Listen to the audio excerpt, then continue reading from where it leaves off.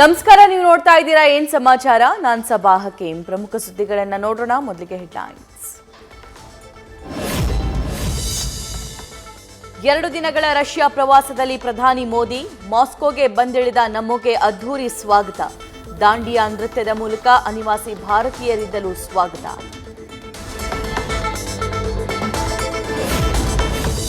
ಐದು ವರ್ಷಗಳ ಬಳಿಕ ಮೊದಲ ಬಾರಿ ಪುಟಿನ್ ಮೋದಿ ಭೇಟಿ.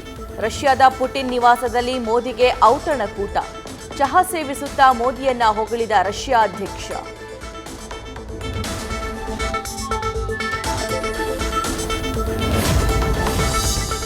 ಇಂದು 22ನೇ ಭಾರತ ರಷ್ಯಾ ವಾರ್ಷಿಕ ಶೃಂಗಸಭೆಯಲ್ಲಿ ಮೋದಿ ಭಾಗಿ.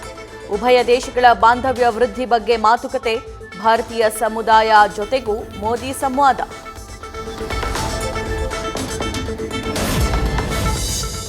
ಕರ್ನಾಟಕದಲ್ಲಿ ಮುಂದುವರೆದ ವರುಣನ ಆರ್ಭಟ. ಬೆಳಗಾವಿಯಲ್ಲಿ ಕೆಎಲ್ಇ ಆಸ್ಪತ್ರೆ ಬಳಿ ಕಾರಿನ ಮೇಲೆ ಬಿದ್ದ ಮರ.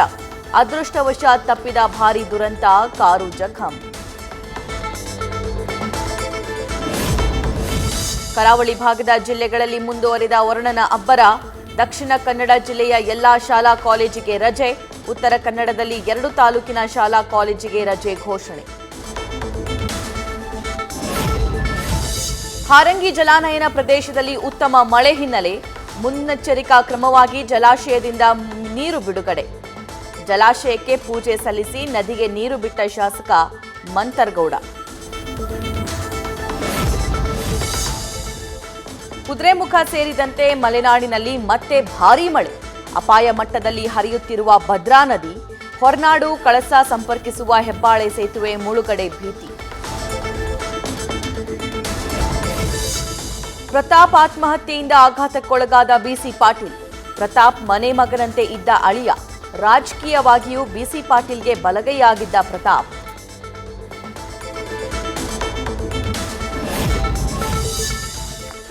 ಹುಬ್ಬಳ್ಳಿಯಲ್ಲಿ ನೇಹಾ ಹಿರೇಮಠ್ ಕೊಲೆ ಪ್ರಕರಣ. ಸಿಐಡಿ ಅಧಿಕಾರಿಗಳಿಂದ ಕೋರ್ಟ್ಗೆ ಚಾರ್ಜ್ ಶೀಟ್ ಸಲ್ಲಿಕೆ. 483 ಪುಟಗಳ ದೋಷಾರೋಪ ಪಟ್ಟಿ ಸಲ್ಲಿಸಿದ ಅಧಿಕಾರಿಗಳು. ಸೇತುವೆ ಮೇಲಿಂದ ಕಾರಿನ ಮೇಲೆ ಉರುಳಿ ಬಿದ್ದ ಬೃಹತ್ ಲಾರಿ. ಗೌರಿಬಿದನೂರು ನಗರದ ಮಧುಗಿರಿ ರಸ್ತೆಯಲ್ಲಿ ಘಟನೆ. ತಪ್ಪಿದ ಭಾರೀ ಅನಾಹುತ. 2 ವಾಹನಗಳು ಜಖಂ. ಮಹಾರಾಷ್ಟ್ರದಲ್ಲಿ ಮುಂದುವರೆದ ವರುಣನ ಆರ್ಭಟ. ಮುಂಬೈ ನಗರದ ಬಹುತೇಕ ರಸ್ತೆಗಳು ಜಲಾವೃತ. ಅಂಧೇರಿ ಸಬ್ವೇನಲ್ಲಿ ಸಂಚಾರ ತಾತ್ಕಾಲಿಕ ಬಂದ್. ಮುಂಬೈ ಭಾರೀ ಮಳೆಯಿಂದ ಹವಾಮಾನ ವೈಪರೀತ್ಯ. 50ಕ್ಕೂ ಹೆಚ್ಚು ವಿಮಾನಗಳ ಹಾರಾಟ ರದ್ದು.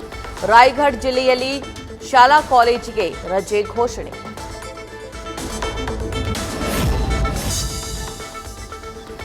ಉತ್ತರ ಪ್ರದೇಶ ಸೇರಿದಂತೆ ಉತ್ತರ ಭಾರತದ ಹಲವೆಡೆ ಭಾರೀ ಮಳೆ. ಅಯೋಧ್ಯೆಯಲ್ಲಿ ಉಕ್ಕಿ ಹರಿಯುತ್ತಿರುವ ಸರಯೂ ನದಿ. ನದಿ ತೀರಕ್ಕೆ ತೆರಳದಂತೆ ಸಾರ್ವಜನಿಕರಿಗೆ ಎಚ್ಚರಿಕೆ. ಉತ್ತರಾಖಂಡ್ನಲ್ಲಿ ಧಾರಾಕಾರ ಮಳೆಗೆ ಅವಾಂತರ ಸೃಷ್ಟಿ. ಕುಮಾನ್ ಪ್ರದೇಶ ಸಂಪೂರ್ಣ ಜಲಾವೃತ. ಮನೆಗಳಿಗೂ ನುಗ್ಗಿದ ನೀರು. ನದಿ ನೀರಿನಲ್ಲಿ ಸಿಲುಕಿದ್ದ ತಾಯಿ ಮಗುವಿನ ರಕ್ಷಣೆ. ಸಿಎಂ ಆಗಿ ಅಧಿಕಾರ ಸ್ವೀಕರಿಸಿದ ಬೆನ್ನಲ್ಲೇ ಹೇಮಂತ್ ಸೊರೇನ್ಗೆ ಸಂಕಷ್ಟ.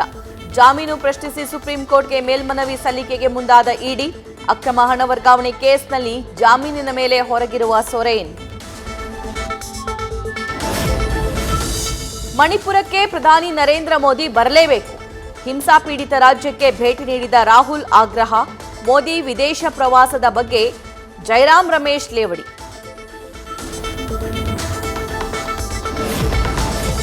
ಮುಂಬೈನಲ್ಲಿ BMW car hit and run ಪ್ರಕರಣ.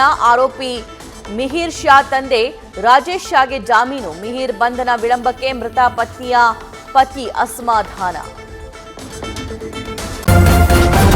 ನ್ಯೂಸ್ ಫಸ್ಟ್ ನಿರ್ಭೀತಿಯಿಂದ ನಿಮ್ಮ ಪರವಾಗಿ.